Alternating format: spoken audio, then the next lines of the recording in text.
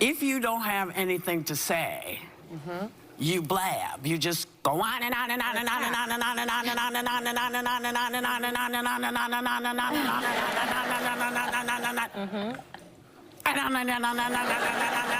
Right. That's what you hear.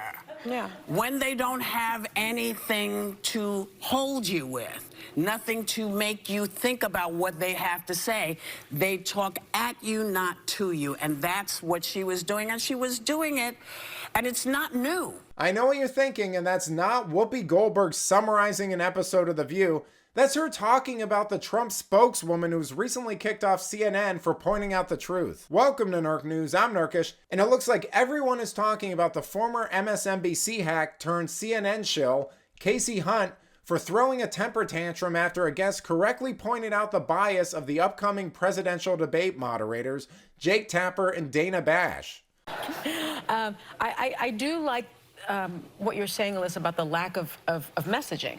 There's no message discipline here. But I love the way she handled it.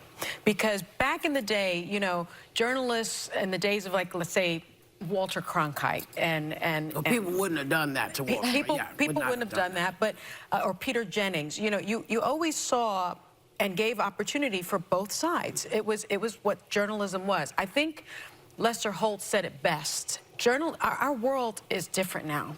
We're in the world of alternative facts as created by our favorite person, Kellyanne Conway. And when he was receiving the Edward R. Murrow Award for Lifetime Achievement in 2021, he said this. He said, "I think it's become clear that fairness is overrated. The idea that we should always give two sides equal weight and merit does not reflect the world we find ourselves in. Decisions to not give unsupported arguments equal time are not a dereliction of journalistic responsibility or some kind of agenda. In fact, it's just the opposite. Our duty is to be fair to the truth." And that's what she was doing. She was being fair to the truth. She was trying to get to the facts. She refused to get to the facts. She instead wanted to sort of, it was ad hominem attacks. And when that happens, you cut the mic. You cut the mic, and that's what she did. I can't be the only one who finds their lack of self-awareness funny, right? I mean, they could be talking about themselves here. But regardless, let's not forget that the woman they're defending, Casey Hunt, is the same unbiased professional journalist who gleefully said that Rand Paul getting attacked and ending up with 6 broken ribs was one of her favorite stories. Details today on the incident that left Senator Rand Paul with 6 broken ribs. This might be one of my favorite stories, although, of course, we don't want to. Clearly, Senator Paul is still struggling. Paul's neighbor, Renee Boucher, is accused of beating the senator. Sounds very professional and unbiased to me. Just like the colleagues she was defending the honor of, who have repeatedly shown their bias on air time and time again. And if that wasn't enough, you have concerns like Dana Bash's former jockey being one of the 51 intelligence officials who said that the Hunter Biden laptop story was part of a Russian disinformation operation. Call me crazy, but that seems like something we should care about.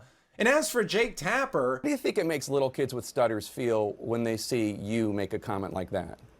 First and foremost, I had no idea that Joe Biden ever suffered from a stutter. I think what we see on stage with Joe Biden, Jake, is very clearly a cognitive decline. Okay. That's what I'm referring to. It makes me uncomfortable You have to watch somebody on stage search for that's so amazing. questions It's so amazing to me and try and figure out an answer. A cognitive decline. Well, when you're trying to tell me that what I was suggesting was I think that you were stuttering, mocking his stutter. idea, Joe Biden. Yeah, I think you were mocking his stutter, and I think you have absolutely no standing to diagnose somebody's cognitive decline. I would think that somebody in the Trump family would be more sensitive to people who do not have medical licenses diagnosing politicians from afar. Plenty of people have diagnosed your father from afar, and I'm sure it offends you, your father-in-law from afar. I'm sure it offends you. You don't have any standing to say... I'm not diagnosing him. What I'm saying, Jake, you just talked is about that a cognitive decline.